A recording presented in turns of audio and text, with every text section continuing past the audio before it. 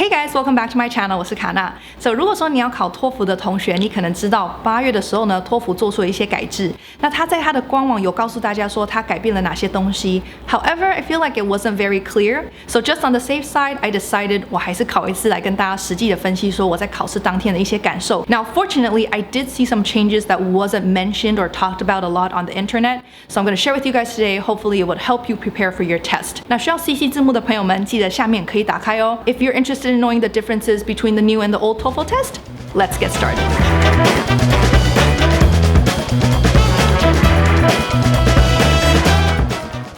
Okie dokie. So before we start and talk about the differences between the new and the old TOEFL test, 我想要先跟大家分享一下我上个礼拜去考新制托福一个很荒唐的故事。Now, if you follow me on Instagram, you probably get an idea of what happened. 但是故事是这样的。So 平常的时候呢，我其实常常在帮我的学生报考托福的考试，所以这整个流程呢，我自认为是非常的熟悉。但是我在自己报考的时候呢，我就过度的自信，所以我在报的时候 ，as many of you probably know, 它考试的网页上面的地址都是翻成英文。那我那时候报的时候呢，我就只有看关键字。那我看到的字是东门，因为我住台北。You probably can get there around 40 minutes or so, so it's quite near where I live. 这整个7月报，然后一直到8月这30天，我应该要去 double check 说我的考试的考场在哪里，来计划一下我当天考试交通上面的安排。因为我是一个很严重的 procrastinator， 就这次呢就出错了。So what happened was 我在考前的晚上凌晨1点，我才上网去官网去看说我的考场 exactly 在哪里。结果呢，我按进它的地图之后，我发现这个地图怎么跟我平常看到地图不一样？那捷运线台北捷运线怎么都不见了？这样，所以我就想说，这个地图可能就是旧版的，可能坏掉了这样。然后我也不知道为什么这个神逻辑觉得地图会坏掉，我就把那个 address copy and paste 到 Google Map 去。结果呢，我一按 Enter 之后，我就看那个 Google Map 真的是就这样抽出来，然后再定位到新竹的市区里面。天哪！我当下整个脸都绿掉了。就早上5点半起来，然后搭高铁到新竹，然后再从新竹高铁站再坐计程车到新竹火车站，然后去考试。天哪，这整个到那个考场啊，都已经整个虚脱掉了，真的是不是一个很适合考生的 tempo. So the lesson to be learned here is that when you're taking the TOEFL test, when you're registering for the TOEFL test, 你们一定要看清楚那个地址，因为它是翻成英文，我觉得很容易会看错。The second thing that I want to remind you guys is, 如果说你必须要改期或者是取消你的考试的话，那你要记得要在考前的4天完成这个动作，而且它会额外的跟你收$60的更改费。所以如果说你是在有预算的同学的话呢，我建议你还是要提早呢确定好你的考试时间啊，还有考场，不要出错，不然呢你可能就要像我一样，就付出一个hefty price to complete the test. Okay, so now that I'm done with my ridiculous story, let's dive into all the differences in the new TOEFL test. 我们先从阅读的部分开始。阅读的话呢，它把每一个篇数的总题数从14题删到剩下10题。Now, to be honest, I don't feel like there's that much of a change 的感觉。那原因是因为呢，你一样的篇数是没有变的，也就是一样3到4篇，而且呢，它并没有取消掉家事这一块东西。那如果说你是新来的同学的话，你可能不知道家事是什么。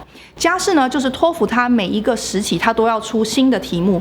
那为了确定这个题目的鉴别度是够的，它会把考生当作是小白老鼠，也就是呢，这一篇家事题呢，可能它并不会算你的分数，但是呢，它透过你的答案来分析出它这个考题设计的够不够完善。所以你每次考试的时候呢，either 你会遇到 reading 的家事 ，or 你会遇到 listening 的家事。So it will lengthen your test a lot. Reading wise, 我觉得 length 没有太大的改变 actually. Now the second thing that I would like to discuss with you guys 就是它改制了之后缩短，那内容上面的方向有没有改变呢？ And the answer is no. 其实呢，托福的 topic 重复性非常非常的高。如果说你有看过我的119分的考试分享的话，你就知道我非常极力推荐大家去做 TPO 的考试。那如果说你有时间的同学呢，我建议你可以从第一个 TPO, yes, 第一个哦，然后就一路做到第54 for the reading section. 如果说你可以把每一篇都做得非常熟悉，你会发现有一个规律，比如说侏罗纪那种跟恐龙相关的动物大灭绝啊，生物 organisms 的适应能力啊，文艺复兴、工业革命，这都是一些他非常非常喜欢放在 reading 里面的一些主题。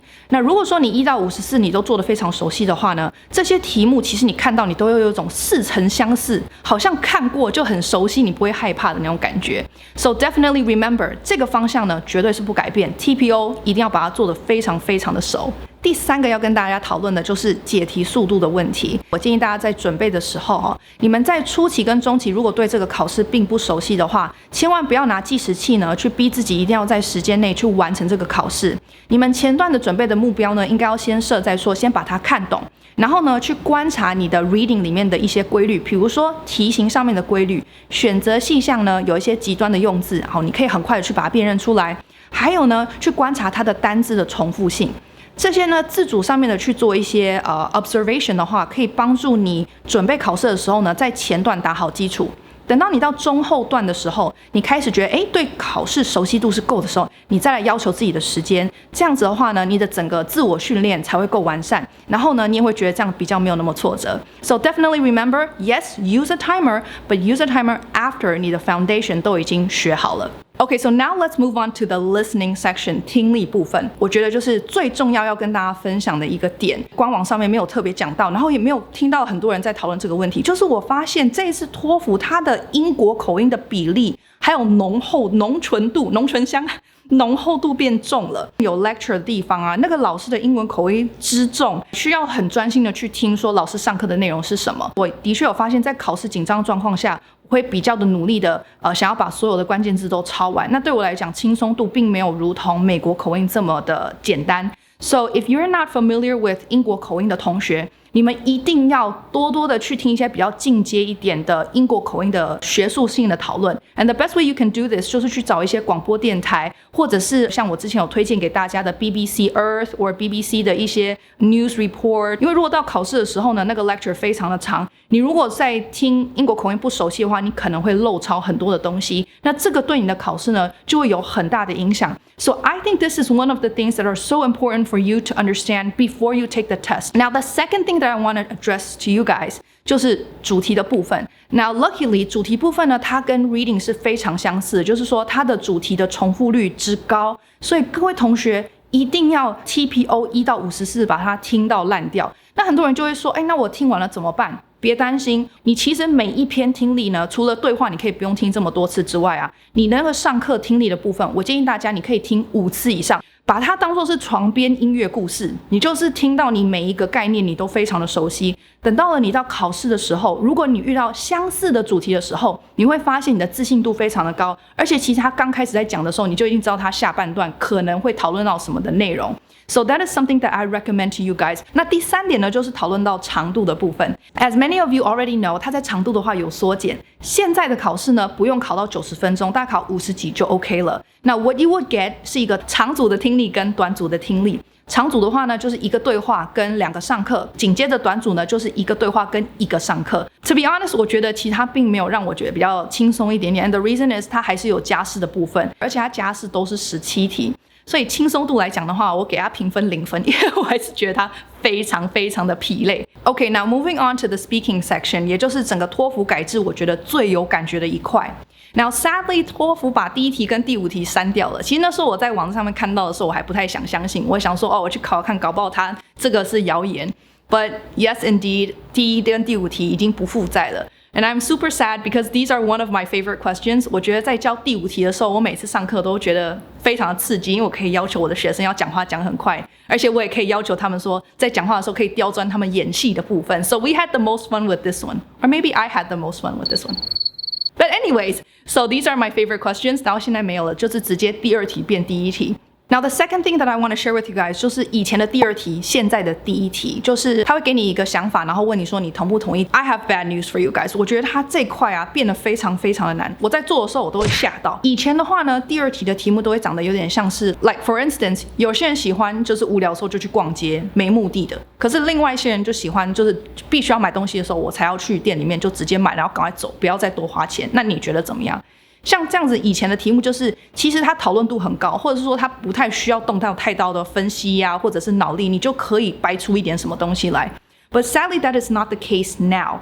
所以现在改制呢，就变得有点像是 ，for example， 家长需不需要去限制小朋友做志工的时数？然后你就会这种东西平常根本就不会想到，不是说看到窗帘然后想说窗帘的好处，或是看到门然后看到讲门的好处是什么的那一种练习就可以 cover 到的。So you definitely want to work on your reasoning， 也就是你的思辨能力，我觉得平常就要练习。And the best way to do this, I would recommend you guys， 就是你们去找一些西洋式的一些思辨能力的小说来看，或者是呢，你们可以去看一下 debate.org 这个网站呢，就是一个专门在有非常多的外国人提出各种样的辩论的题目，然后上面就有两方他们自己的意见，然后去做投票啊、意见分析等等的。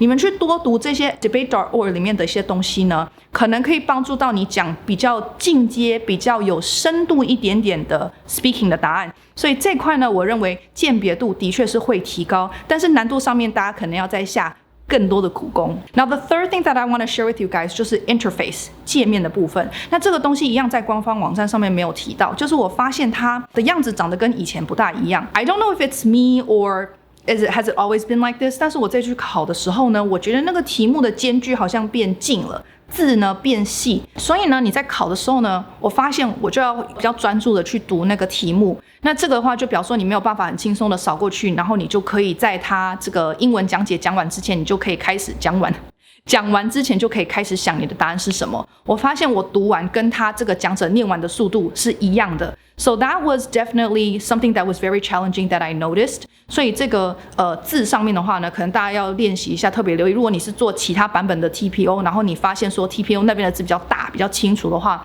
那你到考试的时候，你很有可能会感受到那个差别。除了这个的这个界面的改变之外呢，第二个界面改变是它下面的时钟计时器也有不同。以前的计时器呢，如果说你有考过的同学，你就会发现说它计时器是长条形，然后蓝色的那个亮晶晶，然后呢你一边讲那个时间，就那个蓝色会越来越，有点像打电动，有没有？那个血就会这样越来越少，越来越少，越来越少这样。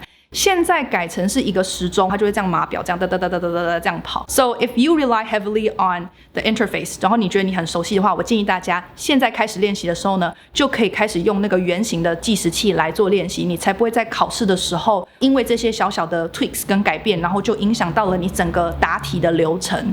Now the last thing that I want to share with you guys regarding the change in the speaking section 就是第6题的题目的部分。所以如果说你有上过补习班的课啊，或者是你有爬过很多的网站上的文，你或许知道说，当你在解题第6题的口说的答案的时候，你可以照着第6题题目去念。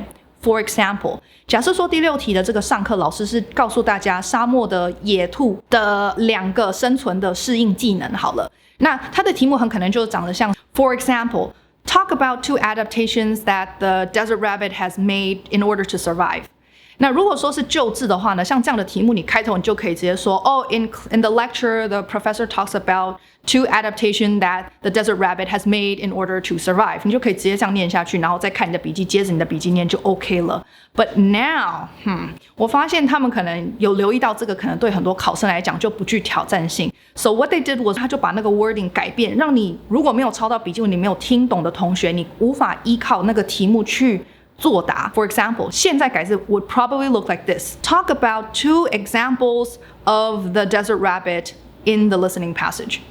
So if you notice， 第一个 adaptation 不见了，所以如果你没有听出来它是适应能力的话，你可能在这一块你就答不出来。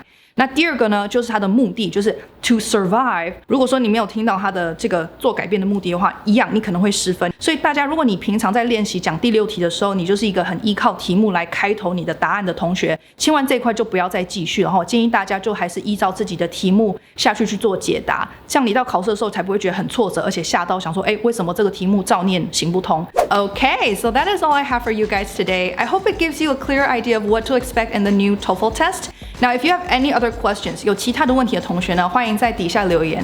Oh, I also have a question for you guys. Now, since I'm going to be traveling abroad very soon, I'm thinking about making a video on 文具. Would you guys be interested in seeing what kind of 文具 I'm going to bring over to Canada? And if you are, leave a comment down below and let me know. If there's enough people that's interested, I might make a video on that. I hope you guys have a wonderful week. I'll see you soon. Bye.